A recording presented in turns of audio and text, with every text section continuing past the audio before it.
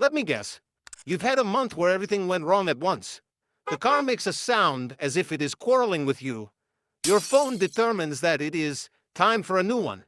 A random bill appears as if it is used to pay rent. And you're sitting there thinking, how am I broke again? I just got paid. Here's the thing. You don't need $1 million to stop feeling broke.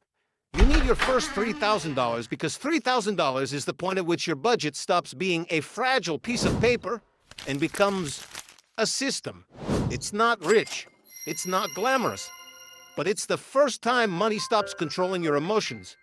And today, I'm going to explain why everything changes after you hit that number, and how to get there without pretending you're going to just cut lattes for the rest of your life. Talking about $10,000 is something people love. They enjoy talking about investing. They love to talk about financial freedom.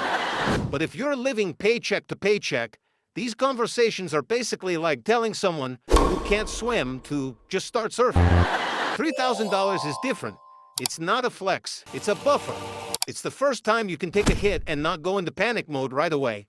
And once you have it, your whole budget changes because your life changes. Not in a motivational poster kind of way. In a my car repair doesn't destroy my entire month kind of way. Change number 1, panic tax. Let's talk about something nobody budgets for. The panic tax. Panic tax is what you pay when you are forced to pick the pricey option because you do not have money for the smart option. Examples. Your tire is bald, you need it today, so you put it on a credit card at 25% interest. You overdraft because a bill arrives one day early. You pay late fees because your checking account is doing parkour.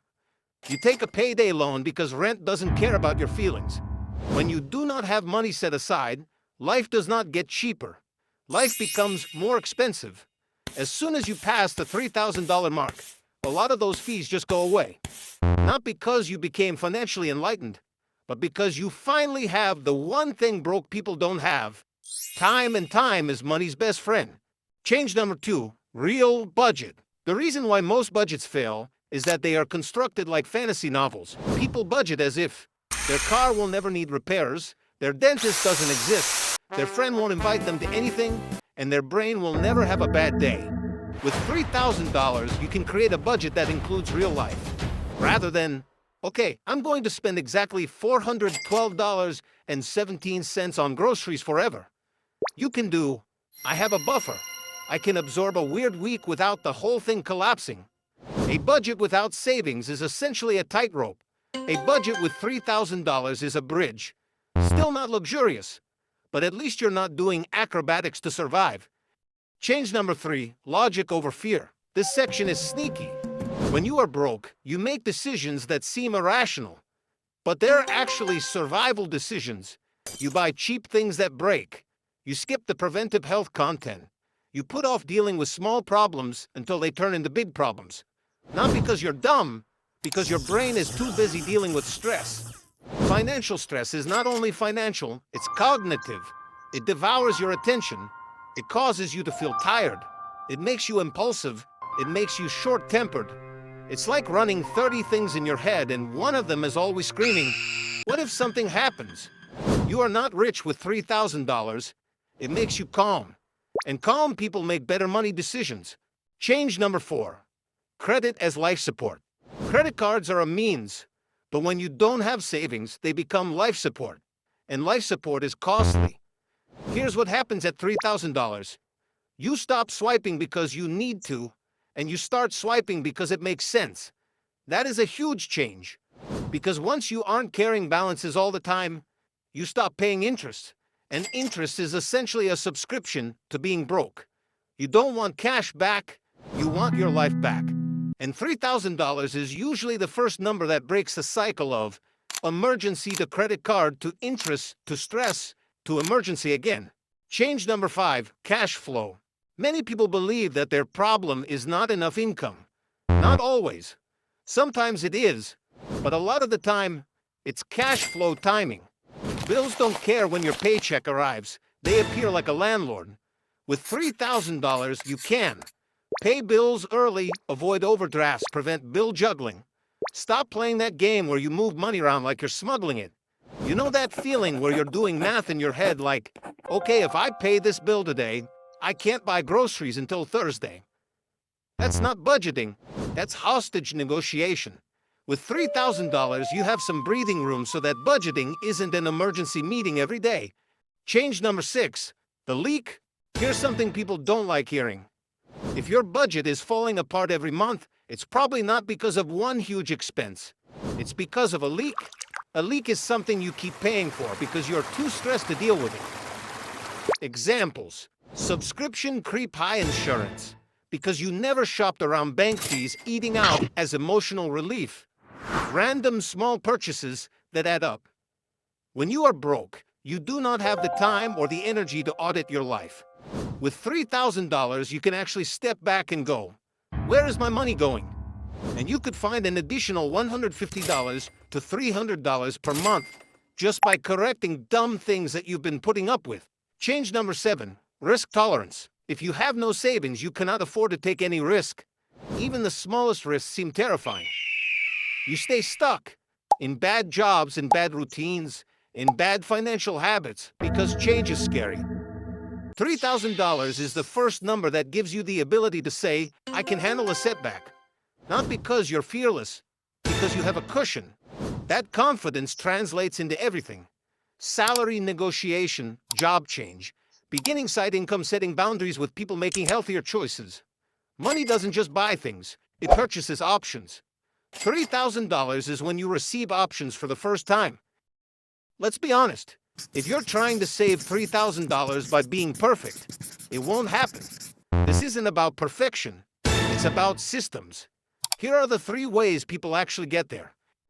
A lot of people say, I can't save until I pay off all my debt. That sounds very responsible, but it can often be a trap. Because if you have 0 savings, the next emergency goes right back on the card, and you're in debt again anyway. So here's a better rule. Accumulate $1,000 first, then pay off debt, then accumulate to $3,000. Why $1,000 first? Because it prevents most small emergencies from becoming debt.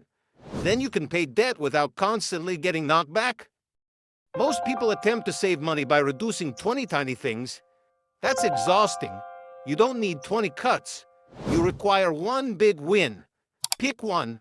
Reduce one subscription package. Reduce delivery of the newspaper to once a week. Renegotiate phone contract, shop insurance. Stop buying miscellaneous convenience foods.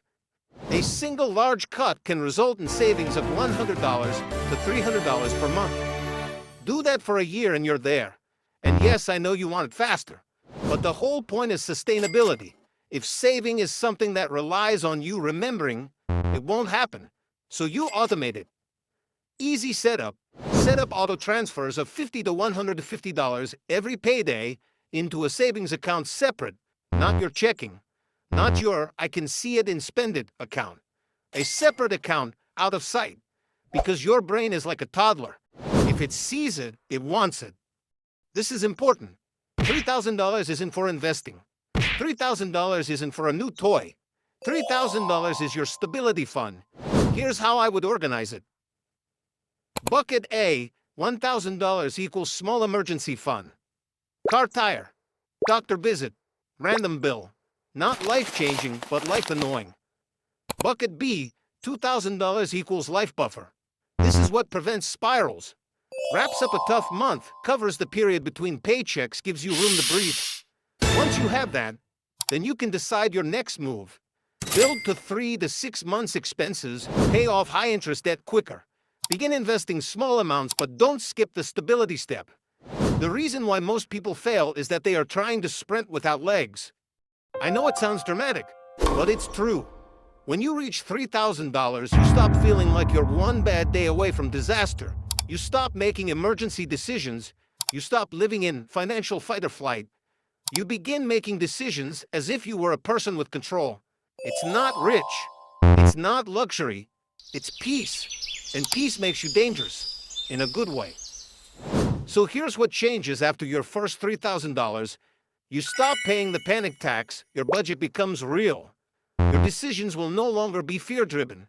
Credit stops running your life. Cash flow becomes smooth. You repair leaks you have been ignoring. You gain options. Now explain this. What's your current milestone?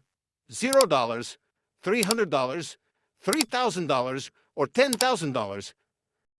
That is all for this video, kids. Remember to like and subscribe, whatever. See you in the next video.